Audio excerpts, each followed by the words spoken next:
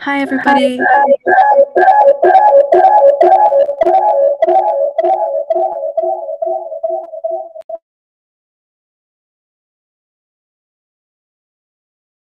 There you go.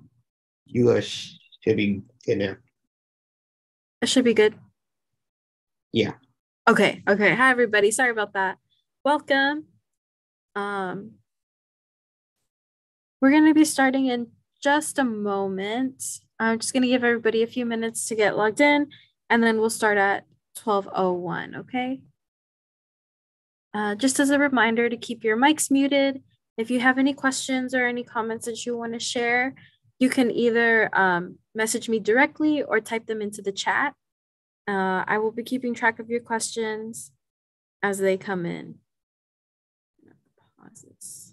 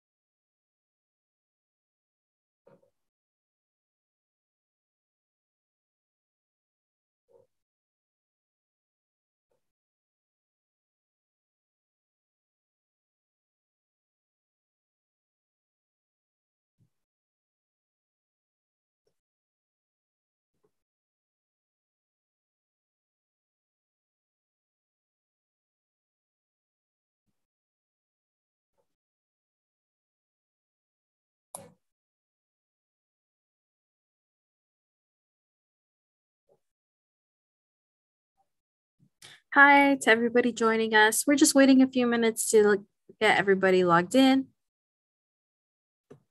We'll be starting at 12:05 in just a few minutes.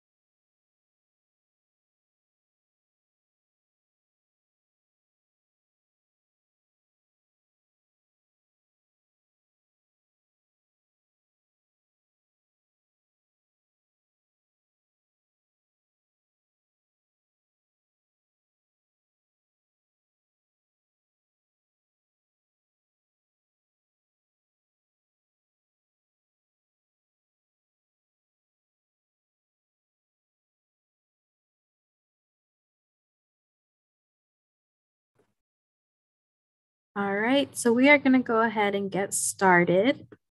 Hi, everybody, and welcome to today's program. I'm Daisy, and I work for the Dallas Public Library, and I'm one of the co-hosts. Unfortunately, Judy from the Office of Environmental Quality and Sustainability can't join us today. So we'll miss Judy, but she'll be back next time. So today I'm gonna do a little brief introduction on behalf of OEQS, and then I'll also introduce our special guest speaker, Jeff. Alrighty. So right now I'm sharing an article from today's news.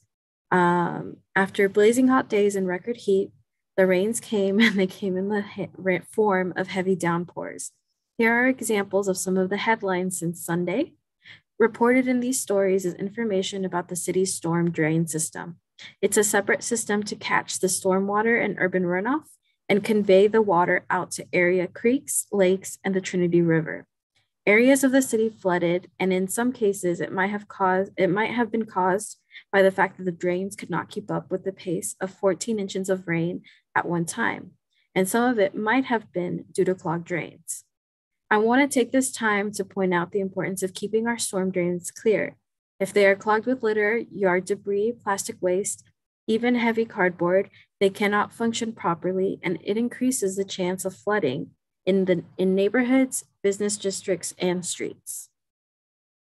We need to work together and keep every scrap of paper, every bottle, all types of litter, and yard debris disposed of properly. Place it all in trash or recycling bins, because anything on the ground or dumped into a storm drain can become a problem.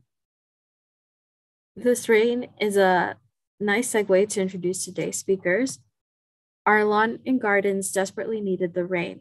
Maybe not this much at once, but it is welcome. Our topic is fall gardening, and with the cooler temperatures, it's a perfect time to start working in the soil.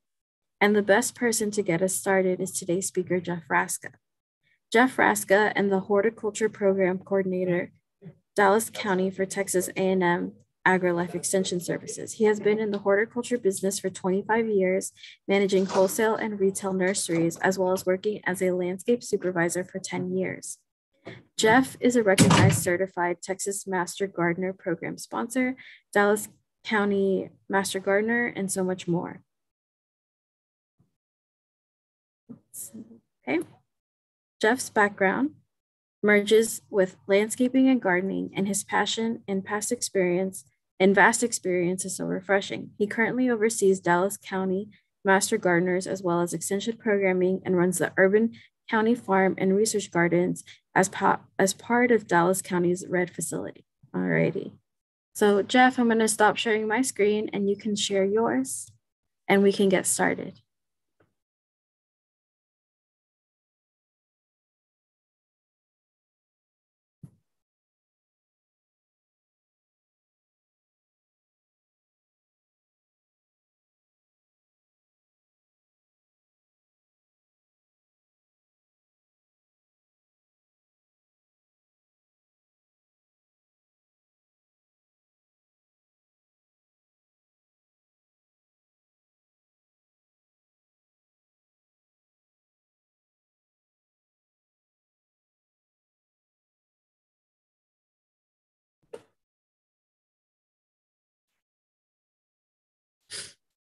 Alrighty, Jeff, are you ready to get started? Pacific Central event. Hey Jeff, could you unmute? The Big D reads people.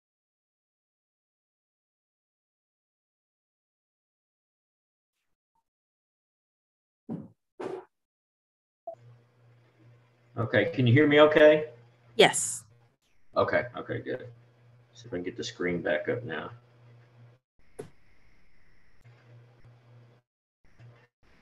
Okay, can y'all see it? Not yet.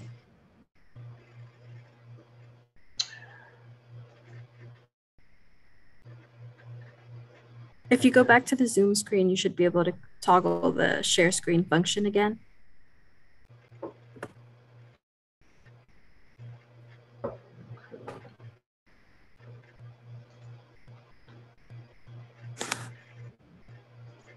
Yeah, we just had it up a minute ago.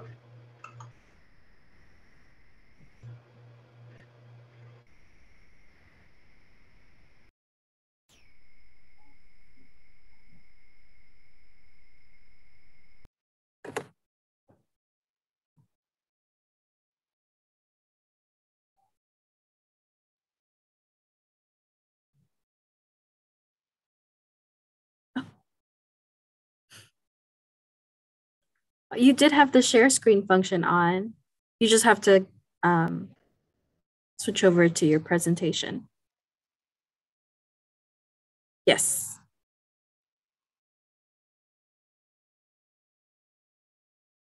All right. And if you have any questions, feel free to type them in the chat or direct message me, and I'll make sure to ask the questions during the program.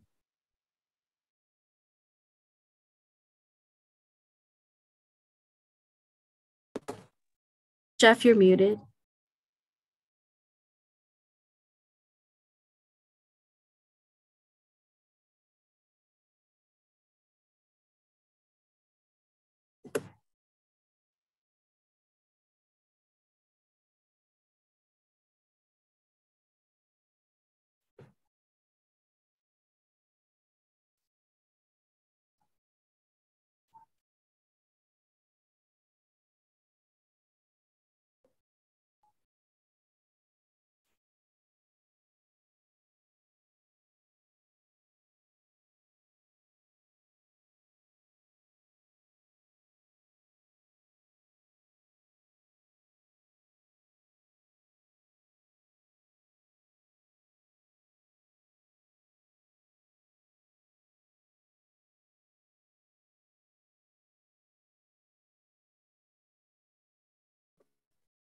Just go ahead and open up the presentation, and that should share it.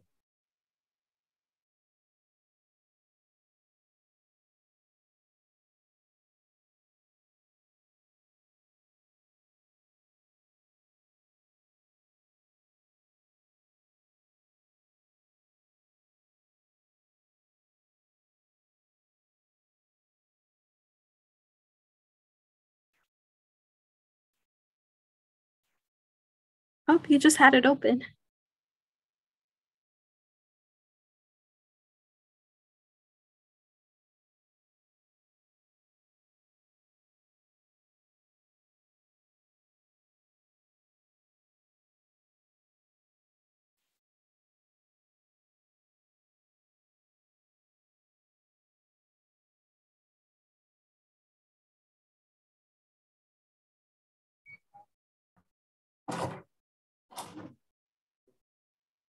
It says you're unmuted. Yeah, you are muted, but the your microphone might not be connected.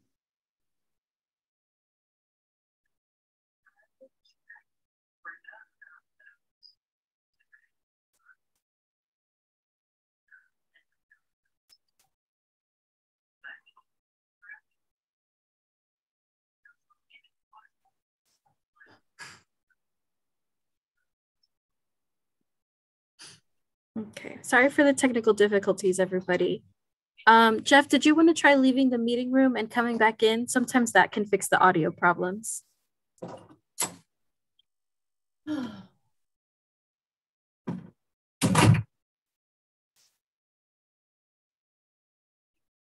Okay, sorry, everybody. We'll try to get that sorted out as soon as possible.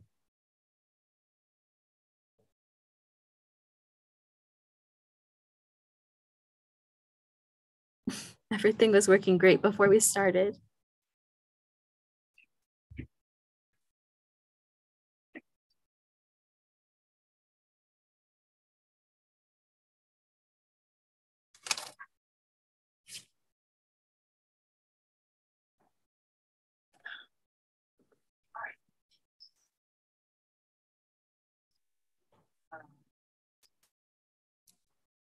The fiber card silent button posters. So I will send you those.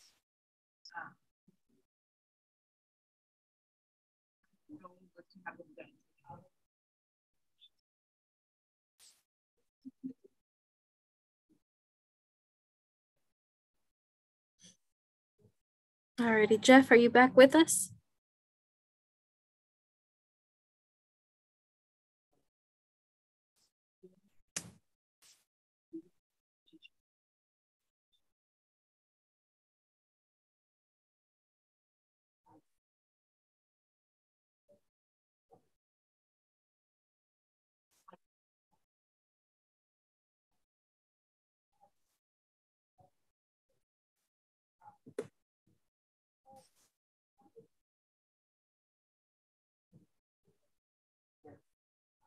Yeah, because we did like for fans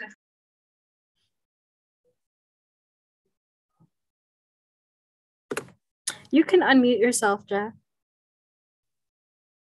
as a Can you hear- co-host. All right, can you hear me? Yes. Okay, excellent. Now we'll get back on. Now we're ready.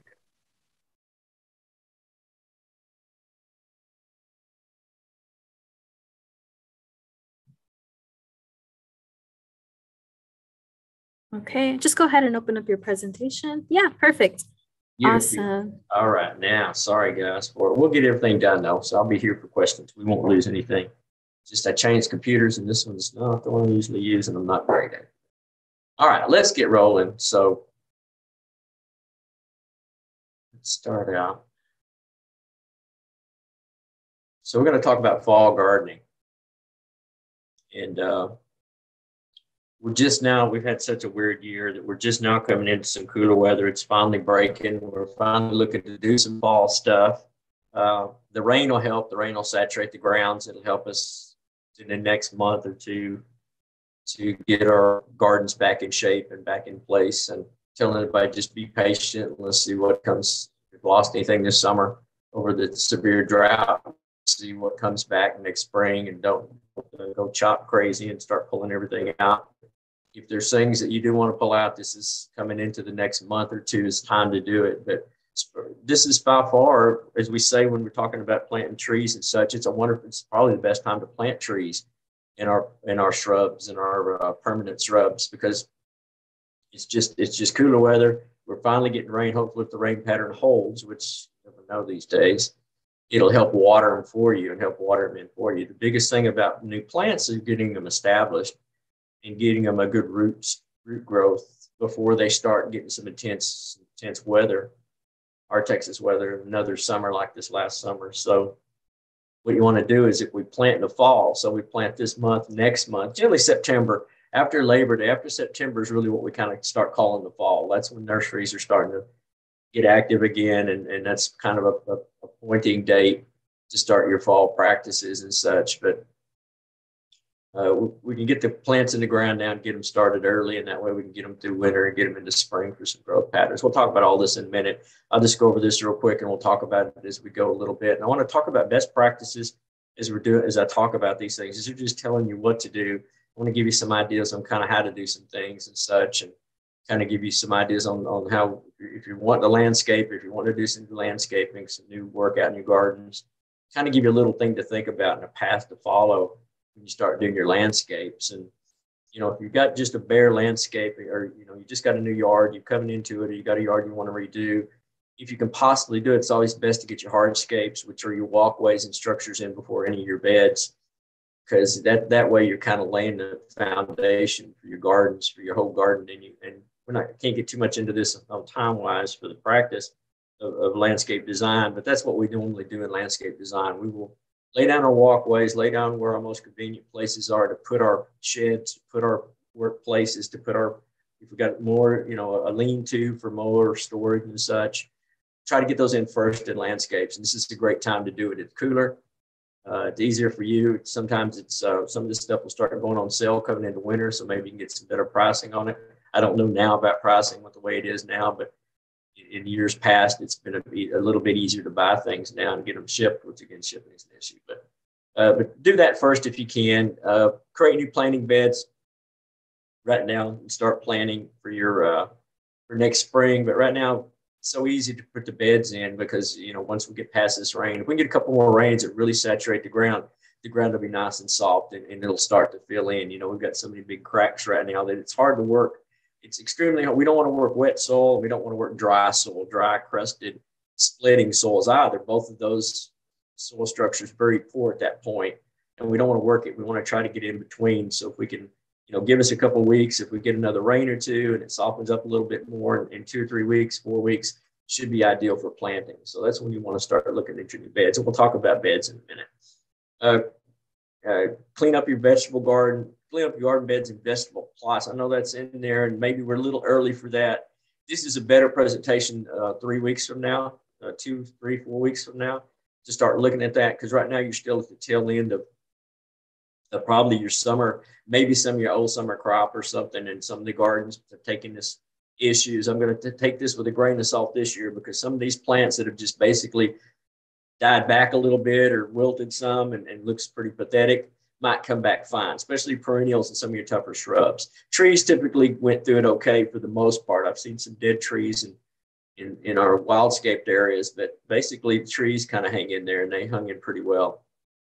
But again, monitor them this year. They'll show damage next spring, possibly, if there's any root damage in your trees and you've got any major dieback in root systems. They really won't show it right now because there's not a lot of activity going into summer as far as nutrient and exchanging. So you might see a little differences next year, some summer damage, some drought damage next year. Same way with freezes, like we talked about the freezes in the past. Freeze damage doesn't really show up to the next spring season until things start hopping again.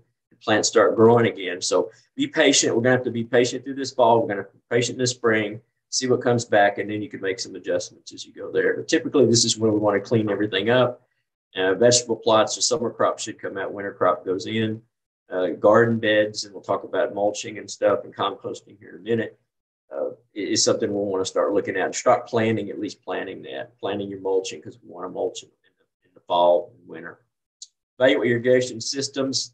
You need to wait a little while on this one. This is more again for another month or two.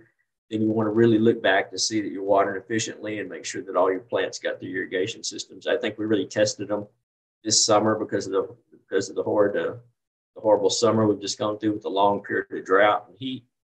But evaluate it, see what happened. If there's patches in your gardens that didn't come through, could be that the irrigation system was failing if you've got an irrigation system. We'll begin to dormer pruning, but not now. Again, this is not for now. We're going to wait till late fall. I'm looking at November. I usually start my prunings around the 1st of November to really take a look if I'm doing a dormant pruning. We'll talk about that in a little bit, and I'll kind of explain that to you and what that is. Start amending bed once the leaves have dropped. We need to let our leaf drop first. There's two trains of thought about leaves in the garden. Some people want to get them all and compost them and put them in compost and then take them back to the garden. That's fine.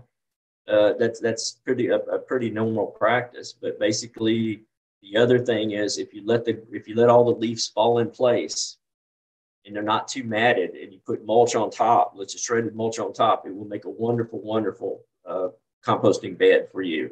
And it's just nature. Mother Nature doesn't give her leaves cleaned off. She uses her leaves to put right back the minerals and nutrients that have fallen, because those brown leaves, when they fall off, they still carry the nutrients and minerals the tree had, and you just put them right back in the soil without putting them in a compost bin. So if you don't have, and I'm talking about, and again, I'm not talking about a heavily wooded area where you're going to have 1.5 feet of leaf. I'm talking about just landscape beds, typically 1 or 2 trees as your canopy, and then leaf dropping, and then those, if it's not too heavy, if you can still, if you still get through it pretty quickly and you can still kind of rake through it pretty easily, then you can put mulch on top, so you can just leave the leaves in place. So it's the same thing that you're taking them and composting them and putting them back. So it's just a little bit more natural setting and systems.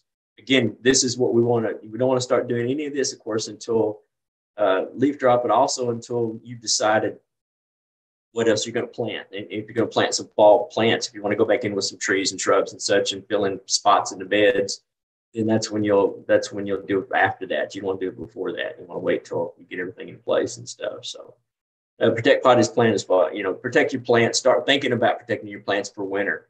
And basically potted plants, you can wrap them and such, and that way you get them over. And then you can start looking at catalogs. You'll start getting some fall catalogs in. You can start looking at seed catalogs. Seeds have been very, very hard to come by this year because of the shortages and stuff. So it's been kind of a hit and miss on some of these seeds. So you might want to look really, really early and start looking on the websites, Gurney's and that type websites, Stark Brothers and things like that for seeds, wherever you buy your seeds, native plant seeds and such. But it is a perfect time. Let's go back to planting, and we'll go through these one by one. It is a perfect time to plant. When rains increase, excessive watering need decreases, obviously, from us adding water to them. You're about to see, once you get a rain, there's no comparison for tap water to rainwater. There just isn't. Tap water keeps them alive. Rainwater makes them thrive, plain and simple. Rainwater brings back in the nutrients, the acids, the minerals that it's evaporated up, and it's putting back into the soils. And you notice everything greens up and everything looks really, really fresh and new after rains. Where our plants have gone through a long summer of not having that refreshment and not having that refreshing. They've gone through, they survived, and that's all we could do this summer. But now you're going to start seeing some plant growth. Some people are going to start mowing their grass again, more than likely, if the weather stays warm. Things are going to come back up. So that's why it's so great to plant now, because the rain will help you get your plants established. You want them established, as I mentioned before, because I want them to have a root system already actively growing before they hit the first Texas summer.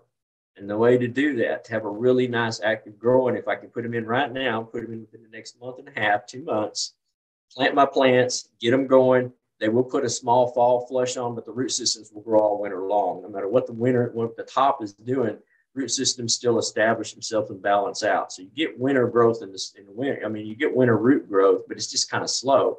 It's not as fast as it would be in spring, but they are still growing, especially new plants. When you pull a plant out of a container and you pull him up, you've killed a lot of the roots around the plant. Basically, were the absorption roots. If you noticed, when you pull over and got really beautiful, you want these roots to look like cooked spaghetti, beautiful white roots in your pot. You pull it up, you see all these little roots. But once they hit air, it kills that part of the root. So that root dies back and it's going to have to regrow again. So when you plant a plant, what starts out, the plant sits there, the roots start growing again, start spreading. And as the roots grow and spread, it produces a balance, and you need that root and shoot balance. So that's very important to have the balance, so you can know you can get a good start for that first Texas summer, to get them through that first Texas summer. So if I plant them in fall, I've got winter, and I've got fall, I got winter, and I got spring, to where I can get a good root establishment, get them started. And some things we have to plant in fall, like some of this stuff that comes in, because that's when it's available. And not typically trees and shrubs, basically the fall annuals and perennials and bulbs. And we'll look at a few of those in a minute.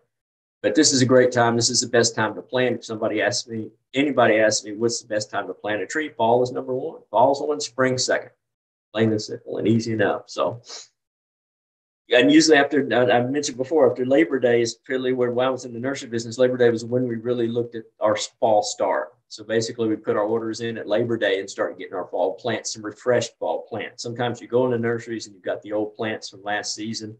You'll start discounting them, and you can save some money on those, but you can also get fresh material coming in the fall. It won't be as much as spring, but they'll start giving you some fresh material, so you will get some good nursery stock coming in. Some things aren't going to be available in fall that are available in spring, and that's basically when you plant actually flowers out is what it's going to be. So if the summer flowering plant, I won't be able to get it probably till spring. But if one of those, typically plant that comes into the fall plants and or fall in spring flowering, then I probably can get it fall, basically. Good root stock, good time to go shopping here. We give it another couple weeks again. We're a little early. Spring growth, they're going to break dormancy coming in. You're going through spring growth, and that's good carbohydrate storage. Plants have to go to sleep that are deciduous. Plants and perennials have to go to sleep. They have to get good storage. So basically now it's important to make sure they're watered properly. We don't want to fertilize if we don't have to fertilize. I typically don't fertilize landscapes. They kind of do okay on their own, as long as I put compost in. And I do compost, I do mulch. And as long as I keep that going and I let my leaves drop and stay where they are and then mulch over them, so it kind of naturally feeds itself. And that's what we want. We want self-sustaining gardens, or the best we can, make them sustainable. And that helps do it by using nature's system of just letting drop. It's just drop in place. But plants have to store all that energy so they can come back the next season and wake up. So basically right now, if you've got some issues, I don't really want to. There's two thoughts on this. One is we do a really light fall fertilization to help this plant store energy, but you're going to have to do it before it goes to sleep, because it's not going to absorb it once it's dormant. Once they start dormant and once they start slowing down, their circulatory system slow down, and it's not going to absorb it into it. So it's going to be a little bit slower to do. But we don't know this year, so abnormal. It's hard to say. I wouldn't do it this year. I would wait till next year to think about fertilizing if I'm doing my landscapes. I'm not talking about vegetables, I'm not talking about fruit trees. I'm talking about just landscapes themselves, established landscapes themselves. When you plant a new plant, anytime you pull the pot, you plant out of a pot, out of a good nursery, a reputable dealer, you pull it out, you're going to see all these little osmocotes and all these little pellets. That's fertilizer, and that fertilizer will take that plant through its growth phase, its first growth phase. So you don't really ever have to fertilize a tree or a shrub or flowers when you plant them in the ground, because they've already got fertilizer in them. It had already been applied to them, whether it's been liquid or generally in the trees and shrubs, it's going to be fertilizer in the pot. So you don't have to worry about coming back and and fertilizing them anyway right now until they get started. Once they get started, if you got a good bed and you get mature bed, you get the composting system going, and you get all these, you get the insects coming in, and you get all the worms and things in there, you'll start feeding the beds naturally yourself and don't have to worry about it. This is a good time to this, not quite yet again, 2-3 weeks, maybe a month. Let's just say November. Let's put it to November is when the best time to fix issues after plants have gone dormant on your dormant plants. Dead winter, December, January, if it is a perennial type plant, an evergreen type plant, that's when I want to do it. I want to do it December, January, if I've got to move it. If I've made a mistake and I got to move it, then that's when I want to do it. Because that's basically the biggest issue is, I'm going to talk about that in a second, but the biggest issue is the fact we put the wrong plant in the wrong place.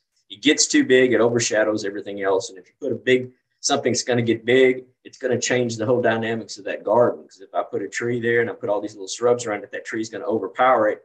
And those sun-loving shrubs are going to be shaded now. So they're going to suffer and they're not going to do well. So there's going to be movements in your garden. And once deciduous plants have dropped their leaf, going to dormancy for at least a week or two, then you can move them. 3 weeks would be better. But if you're doing an evergreen, say some kind of evergreen plant, a Abelia, something that's going to keep a leaf, then I'm gonna wait till November, December, December, January, when it's really, really slowed down. And they never go dormant, but they do slow down, and I got to get a big root ball, and I got to make sure I get enough soil in there. So if you're going to move them, now's the time to move them. Coming up, not yet, but coming up. Bare root transplants, and bare root transplants would be like roses, things like that. Whatever's going to be available now.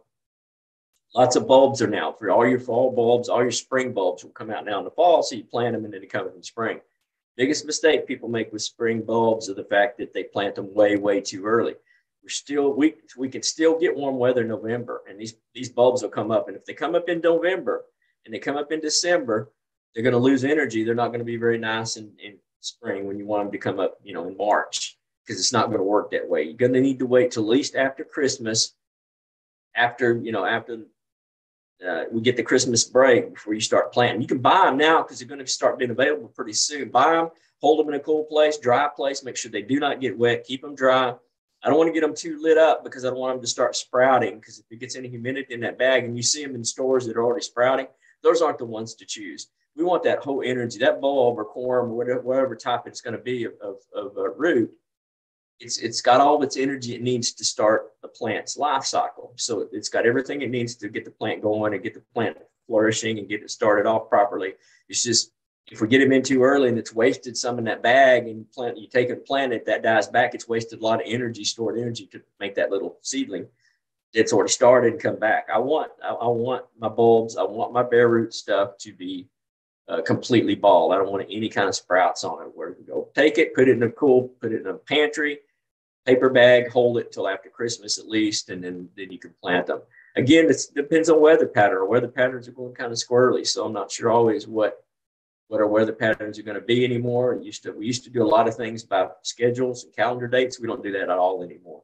No more calendar dates. No more this particular date we do this, because the weather's just changing and we just don't have any control over what it's going to be. And if you do it, we do it the wrong date, we mess everything up. So we don't do that.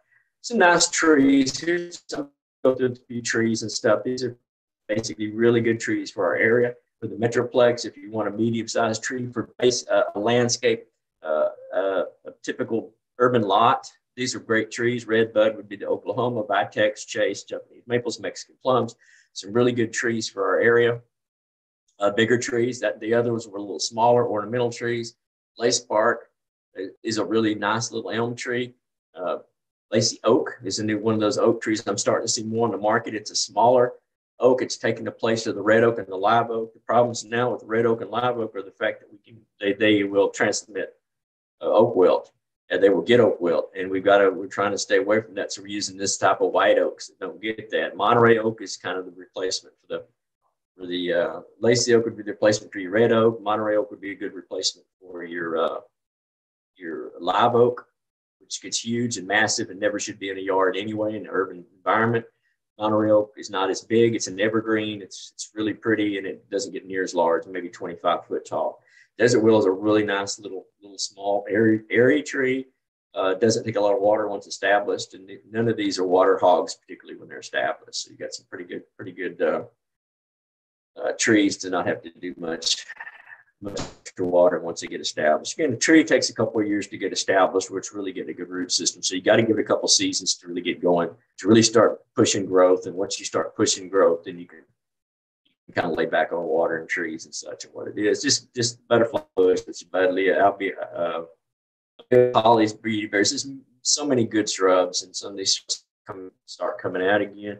Here's the bulbs. I want to talk about the different bulbs here. The hyacinth bulb, lilies. Let's go with the hyacinths first. Hyacinth bulb, hyacinths and daffodils, okay, jonquils. Two things that you see all over the place on nurseries and such. And typically, they're good to use as an annual or a biannual, basically, which would be a 2-season annual.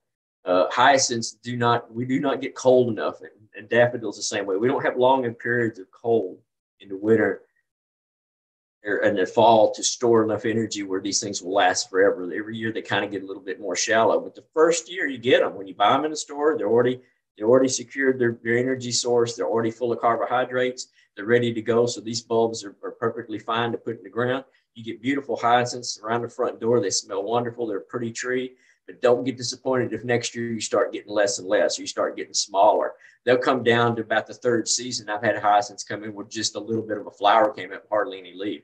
That's natural because they're just not going to ever store enough energy. Same way with the daffodils. Daffodils is the same way. Use them as an annual, replant in certain spots. And annuals, I don't want you to have a bunch of annuals necessarily anyway. I'd rather have more perennials and in certain pockets of annuals to change it up and change up the gardens and the color. But you need a mixture of shrubs and trees and perennials and annuals. So use hyacinths as an annual. It is a perennial type plant, but just not here. Lilies are a different story. Now, lilies, daylilies, of course, we know, but those tiger lilies, I absolutely love tiger lilies and the tiger lily and all that family. Spider lilies, those whole families have been very prolific for years and years and years in my gardens, and have come back and been fine with little or anything. Just cut them back down. They will give you a blast of color. Some of the tiger lilies will bloom. They'll put up 5 or 6 blooms. They'll bloom one at a time and be done. Some daylilies will be reblooming again, so you can bring back daylilies again, and they'll come back, and like stellas and all that will come back again. Some won't bloom as much, but they are a great little plant. They're going to die back down in summer somewhat, and they're going to start losing leaf colors in summer. Let them go back to the ground before you start cutting this out. Let it store its energy back, and you can prune them and clean them up a little bit. Irises are another beautiful plant that's pretty just almost a no-brainer. Beautiful irises. These plants, their flowering is going to be kind of limited and long term. They're not going to flower for 6 months, but they're going to flower and be magnificent in flower, die back down, cut them back. The thing about these type plants, about the irises and lilies themselves, are you will kind of need, after 2 or 3 seasons, you're going to need to thin them out a little bit because they're going to need some thinning. They'll start, the crown in the center will start getting thin and bare. That means I need to cut it, and you need to Google how to do it because it's so easy to do, and you can certainly follow it on the internet or come to us and we can certainly show you propagation. But they're easy to do, but they will need to be separated out. Whereas your hyacinths, we talked about them, they're going to be gone anyway. You're just going to replant the bulb. Whereas lilies and irises you can keep for years and years and years. Alliums, people don't use enough alliums. It's in the onion. It's an onion, and basically an onion family. It's a wonderful plant. Does very well here. It's a good little color burst. It has a beautiful seed heads on it that turn that beautiful color. Again, they're going to die back when it gets too hot, and you're going to just cut them back. For color, for true color, like you'd be using annuals. Dianthus is not an annual. Dianthus will come back. It will start after the 3rd or 4th season. It'll start getting weaker and weaker and weaker, but it will give you a few seasons of color. It's a pretty plant, really nice little plant, and a good one to use. Sedum, this whole sedum family is water-wise family. They really don't take a lot of water once it's established, but they take cooler weather. All these types, and there's a lot more than it, a couple. All these are cool weather. All these you'll start now, and you'll start seeing them in the garden centers. You'll start seeing them in the nurseries, and these are the ones you can put in for fall blasts of color if you want fall blasts of color. Of course, we all know mums are going to be flower. They'll do their thing. They'll have their magnificence, and then they go away and are not particularly pretty. So that's what they do. Know how to use them. Know how to use your plants, and you won't be disappointed in how they're going to perform for you. Pansies are no favorite. Pansies, violas, There's a lot more, I know, but pansies are probably the most prolific ones that you'll see out in the markets now, with all the different colors and everything there. You've got your cabbages and kales, your ornamental cabbages and kales that are fall plants too, that are leafy plants that mix into this. And you just go through and look at our fall plant guides, and you'll see some fall plants that really work. Vegetables and fruit trees, we'll start seeing fruit trees again coming into nurseries now, but they're going to be containerized fruit trees. There's okay, you can plant a container plant any time of the year. Don't want to plant it in summer if I don't have to, but you could in theory because it's still got the whole root system intact. Typically, when we start orchards and fruit trees, we plant bare root. We order them in December. We order them November, December, get them in January, and plant them in the end of January. That's bare root. Now you'll see containered out there. You can plant a container tree now. It works out great. Great time to plant a fruit tree if it's containerized. You won't get bare roots now, but you can get container trees. They do well. Fruit trees, just know exactly the variety is so important. You got varietal choices, and the biggest thing for failures or for success in fruit trees, and that's what we can help you with. You can come to the website. You can go on our Aggie Horton. I'll show you that at the end. You can check that out. Tomatoes and fall, our fall vegetables, which would be cauliflower, broccoli, leafy vegetables, things like that. One more tomato crop maybe now coming in. We're about to plant tomatoes at the farm.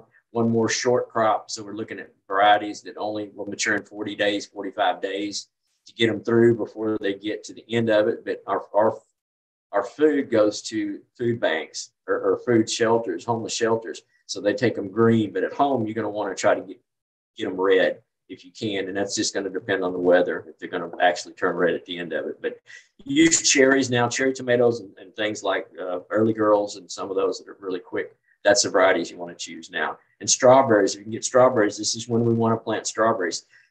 Most people that come to me over the years and have been, griping about strawberries is the fact that they're typically available in spring, which is not when we want to plant them. We want to plant strawberries in fall.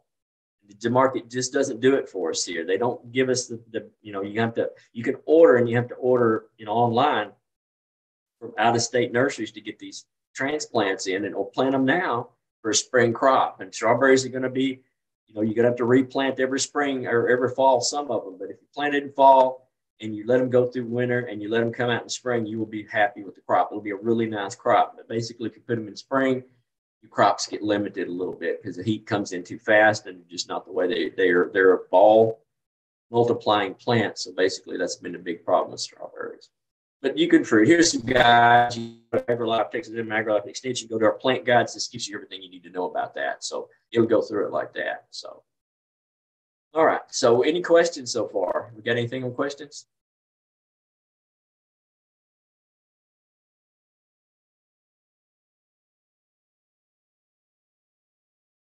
Nope.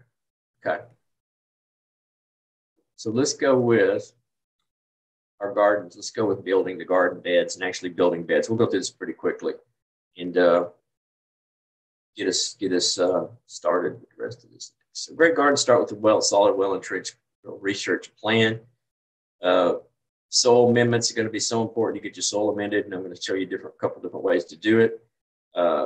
You want to get the beds in place, you can. Now's a great time to put them in, and this would be a great time, especially vegetable beds. But if you're building your beds, say your landscape beds, you can build them now, put them in now once we dry a little bit, get them started, and then plant here in a couple of weeks would be ideal. I like the bed to sit a couple of weeks before I plant, and that way the soil settles. And certainly if I get a couple of rains on it, it'll settle the soils before I plant in it.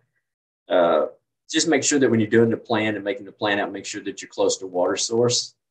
And make sure that if it's a full sun, vegetable gardens have to be in full sun, but some of our plants can take a little more shade. Our landscape plants, just make sure you know exactly what you're dealing with, what their sun requirement is, what the water requirement is, and you put them together in that in the requirements. So you're going to bunch them by requirements. It's called a guild. You're going to guild them by requirements of high water plants together, which we don't really want to use, but low water plants together and sun lovers together and such. And remember, again, the big issue is usually in the longer run, say 3 or 4 years later, you put the wrong plant in the wrong place. It got too big. It overtook everything. The whole garden changes then.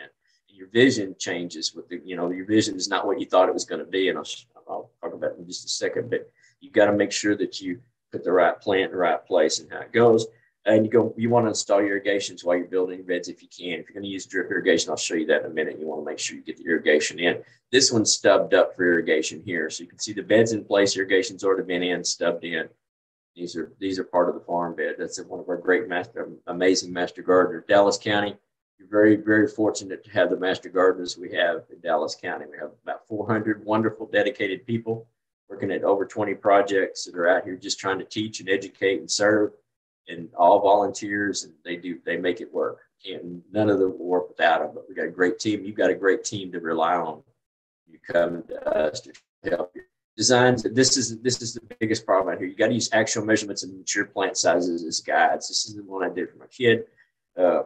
Mature it out. So if you matured it in here, I know you don't have the CAD to program, but you can actually get just rough measurements to make sure that I'm not going to put a tree that's going to get 50 foot wide in a 25-foot space. It's just not going to work, and that's the biggest problem with it. You just got to make sure that you're using actual dimensional measurements of your space, which could be rough. It doesn't have to be perfect. It doesn't have to be CAD. It doesn't have to be anything fancy, but just roughly measuring where my space is going to be, and then you're going to have to do your plants into that space. So basically, if I've got a space that will hold a 20-foot tree, I might want a 12-foot tree, and then I can have some landscapes around it. So you just have to figure that out, and you just have to really use actual measurements and real plant sizes is there. Raised beds, one way we do everything in raised beds now, all of our vegetable gardens and such. You can raise your raised bed does not have to have a border on it necessarily. It can just be a raised area, a raised bed in your yard, which we typically do. And just a raised mound, what it does is it helps with drainage. It helps you get some good soil started. It helps your decomposition process going. It's just an easy way to manage and such. If you're doing raised beds, vegetable gardens and such, no wider than 4 foot. It can be as long as you want it, but you never want to step in a raised bed. You never want to step in your beds if you don't have to. So no wider than 4 foot. Stone, plastic, all kinds of things. Just something you got to make sure it's called toxic, a toxic chemical in it, and you've got to make sure it's not a toxic substance. Some plastics you can't use, but there are plastics and everything on the market. At least a foot deep on the raised beds in there. 2 foot would be better, basically, but raised at least a foot on vegetable gardens. Landscape beds landscape bed, when you raise a landscape bed, you might start with 2 foot raised, but again, in a couple of seasons, as the plants grow down into the soils and get into your native soils, pulls the bed in too, and your beds won't be near as much, maybe a foot at most, but it'll still be raised. There's still principles there, drainage and such. So still works. It's a good way to establish it. These are just some raised beds. We'll go through this real quick. Just different types, kits and such. You can buy raised beds. This is a ridge and furrow system that we use. This is how you can use if you're doing long rows. But this is also the system used on landscapes. This is an easier system than double digging or any other way to do it. As far as just what you're doing is, we just took this area, took the whole area there, took the grass off, had the grass down, and we basically put about 8 inches of compost on it. Then we mixed it into the soils that were there. The existing soils were there as far as we could get it down. And we just put it into ridges and rows. And this is what you can do with your home landscapes and landscape beds. You just mix it in, fluff it up, but get it mixed in as deep as you can. And then you get a raised platform out of it. This is for growing food, but it works the same way. Once you get it in there, what we're doing vegetable gardens is we're going to put mulch in the lines right here between it. So we walk here. We'll never walk on the beds. We'll add compost on top, mulch on the bottom for vegetable gardens. All this has been added with expanded shell up there in the corner. That's extremely important to help break up clay soils. If you're going to go directly into the soils, which we can, you got to use expanded shell is one thing that is necessary. It's necessary almost as compost. Compost is a building blocks for the soil because compost feeds the soil. The expanded shell opens up the soil so you can get the compost down into the soil. So it's very important to use it when you about 3 inches or so in your gardens. We did use it here, so about 3 inches went into that too. Container gardening is easy enough to do. You can do it, basically this one's laid out pretty nicely on how they do containers. You got to make sure it has a hole at the bottom of it. And I don't know, maybe you guys know a lot of this, but anybody that's new might not know. You got to have a hole in the bottom. Use a good quality potting soil in raised beds. You mix soil mix. You do not use your garden soils in there. You're going to use something that's good quality in there. Make sure that again, it's a space thing with pots. So many times somebody will put a tree into a pot and the tree outgrows a pot and then they can't get then it's just the tree starts suffering. They can't get it out. This is citrus trees are one of the big ones that I see. They'll call this, I got a citrus tree in here. I plant it's been there for 3 years or 4 years. They move it inside, out in the garage in the winter, and they keep really good care of it. It just outgrew its pot. Well, all potted plants that are going to grow for long periods of time, say years and years and years, will need to be refreshed. You're going to need to pull them out, pot them up if you need to, but you're also going to need to refresh the root systems and cut back the root systems and stuff to refresh them. So there's some magic, or there's some maintenance in potted plants that are going to be perennial potted plants. They're going to be there year after year. So just a few things you got to do, and just make sure they got lots of, make sure they got watered properly. If they're outside, this summer would have been murder on them. They've had to water multiple times to keep them going. But keep them close to water. Make sure you got water systems in there. Strip and kill. This is one way you strip the sod, you kill it off. 6 to 8 inches of compost, same way we did before when we talked about the ridge and furrow system. I just wanted to show you a picture of it. This is not the way we do it ourselves. Some of us still do. Some of our master gardeners certainly got some of those beautiful in-ground gardens. And I'm not saying don't go in-ground garden, but if you're brand new to gardening, if you've never had a garden before, if you do a small raised bed, it's so much easier to get good at it, to get good at the practices and get good at understanding how plants grow, how plants react to you, and how they react to your maintenances and your practices you're doing with them. Just an easier way to start before I start digging up half my yard. If you love it and you get into it, then go dig up half your yard, have fun. We want you to do that. If we want you to do it. We want you to be successful. But so much of the failure rate is very high on new gardens simply because it bit off more than they could chew.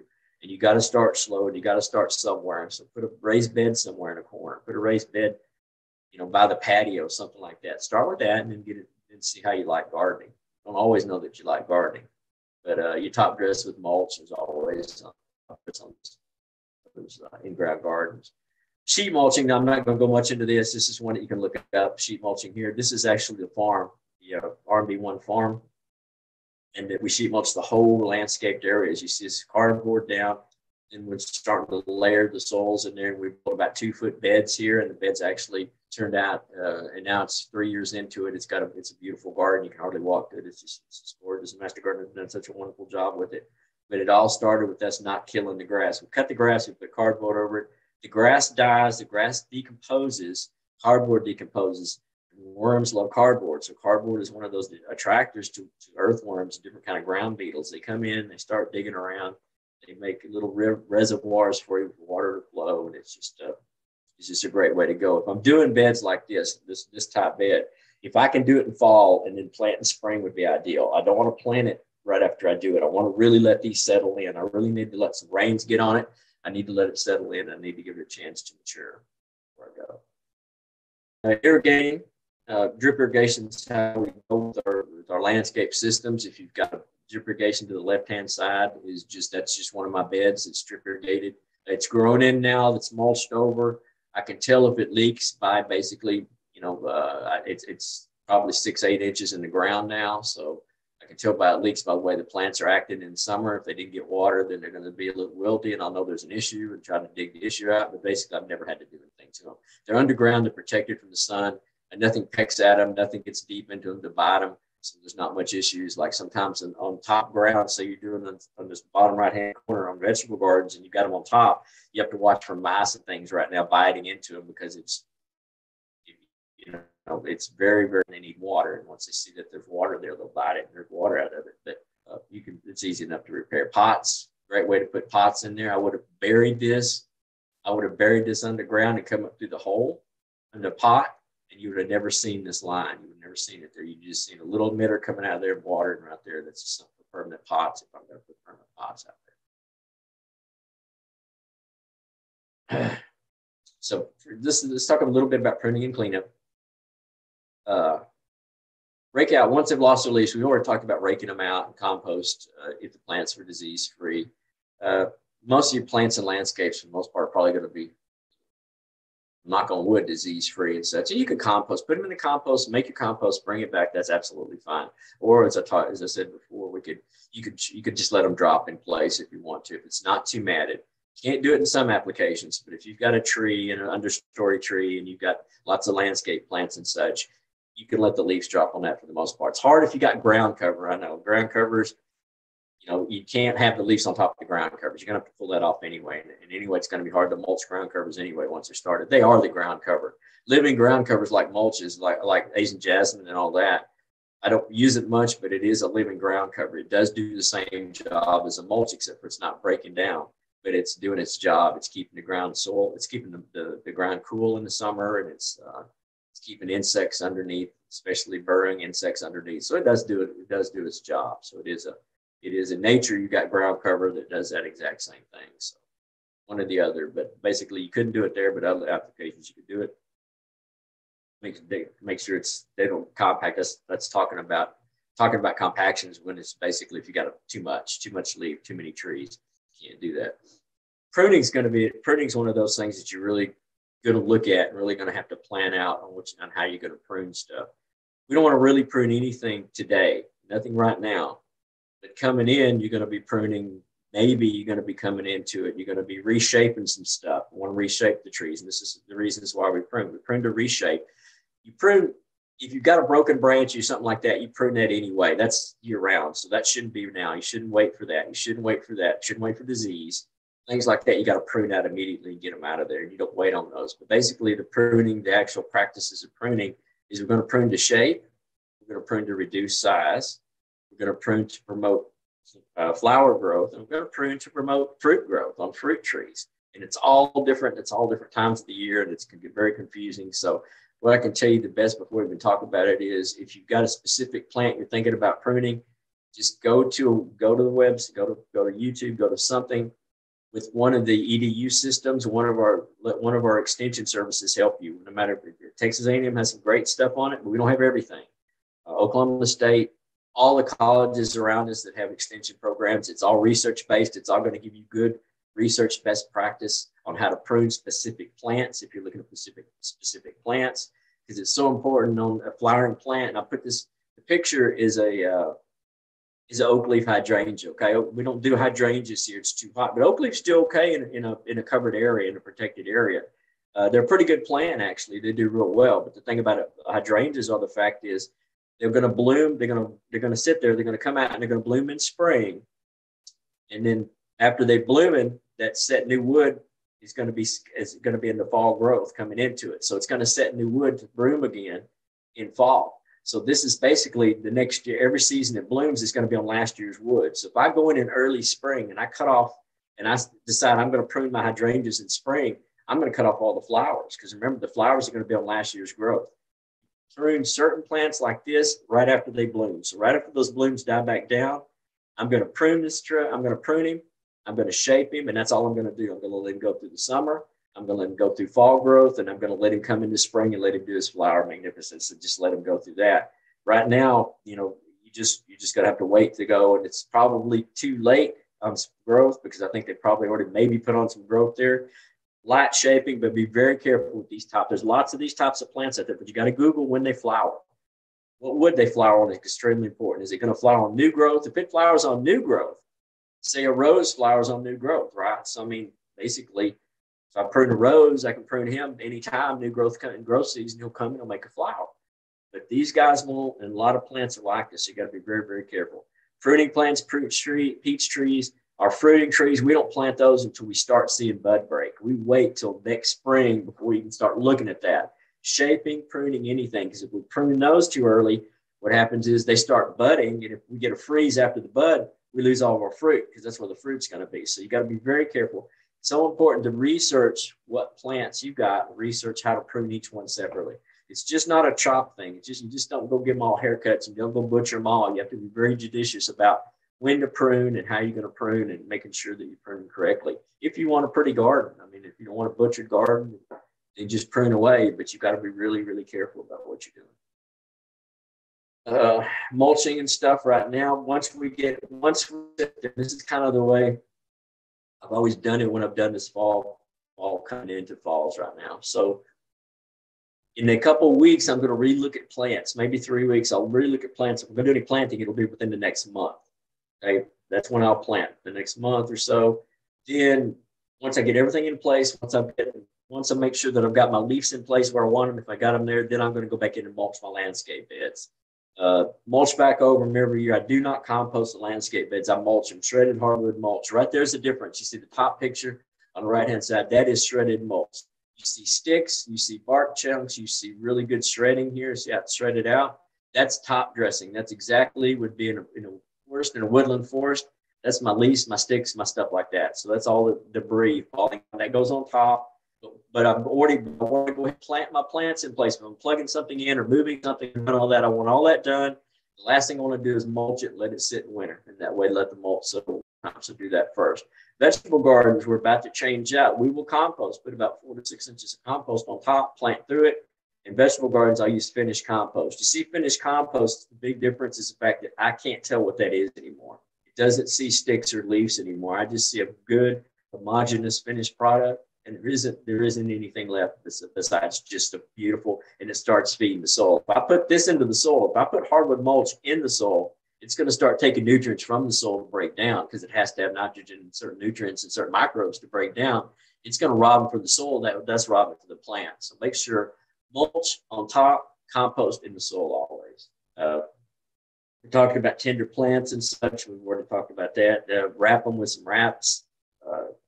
Even in garages, I've seen this last cold. I had a lot of people call after that hard freeze, that February freeze, and say their pots busted in their garage even. Well, yeah, I mean, they water it and it gets to be, you still got to water potted plants in the garage. Likely you don't want to soak them or kill them with too much love, but you're going to have to keep them where they don't dry out completely. They watered them. They got that hard freeze and the pot's cracked. It expanded and cracked. So it helps sometimes if you put some insulation if you need to. For having a hard winter, some insulation around it. Bubble wrap, things like that. Anything like that you can find cheap works. It doesn't have to be anything fancy. This is just, we talked about this already, soil amendments. Compost, mulch, simple enough. In the soil and compost, mulch on top of the soil. And the only thing I add in the soil with compost is, again, expanded shell. I'll put expanded shell in there and add that to it. So that's the two. Planning for your next garden, planning for the spring garden is, what you're going to do next year. What do you want to finish this year, and what do you want to go with next year? What do you want to add to it and such, and how that works? So, we've got this is one of my garden beds, and it's got a mixture. When I talk about this, mature growth, we talked about all this, but what I want to talk about is just creating an environment, a total environment for everything to complete a ecosystem, because your yard is going to be a unique ecosystem to you, to your property, to your neighborhood. Each yard's unique on how the sun hits, where your house is, how everything works out. One thing we can help do to control that is to blend our plants to create an ecosystem, create a natural ecosystem like that. So when we're looking at planting and trying to create an ecosystem, the tree up here that's a peach tree. That's a small producing peach tree. And it's kind of the overstory. So it's got a tree, small tree, because it's a small space. That's a canopy. Under canopies around here, you'll see stuff under canopies. That's a holly. Behind it is under canopy. This is a vine behind it. That's a grapevine that grows fruit. So this is a combination of fruit and landscapes. But you'll see bulbs. You'll see perennial plants. You're going to see different types. And here's a budlia. You're going to see perennial shrubs. You're going to see annuals. Pentas, one of my favorite annual plants. Those are pentas.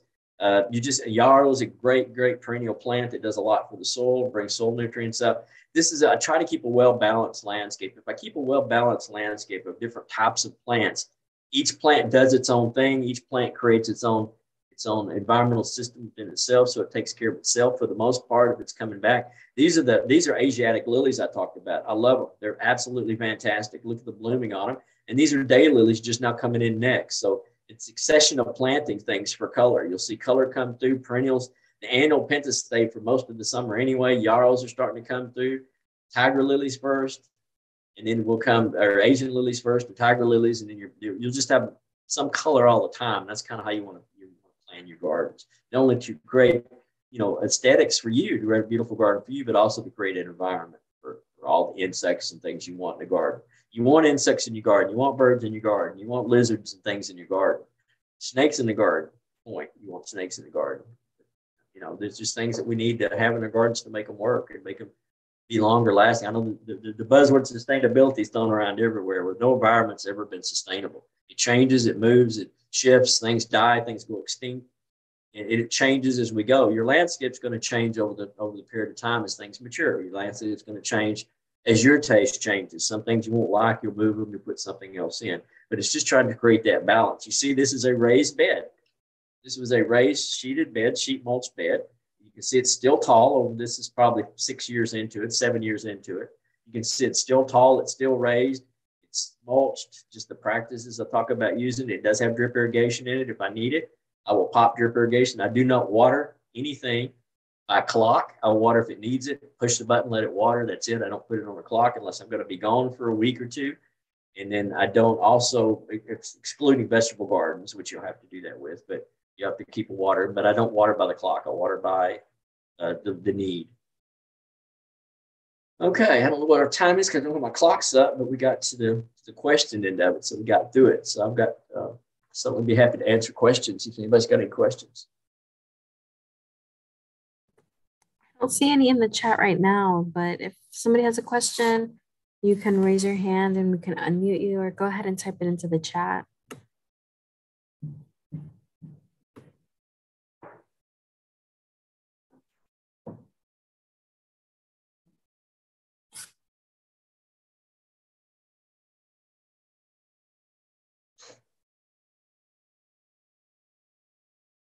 All right.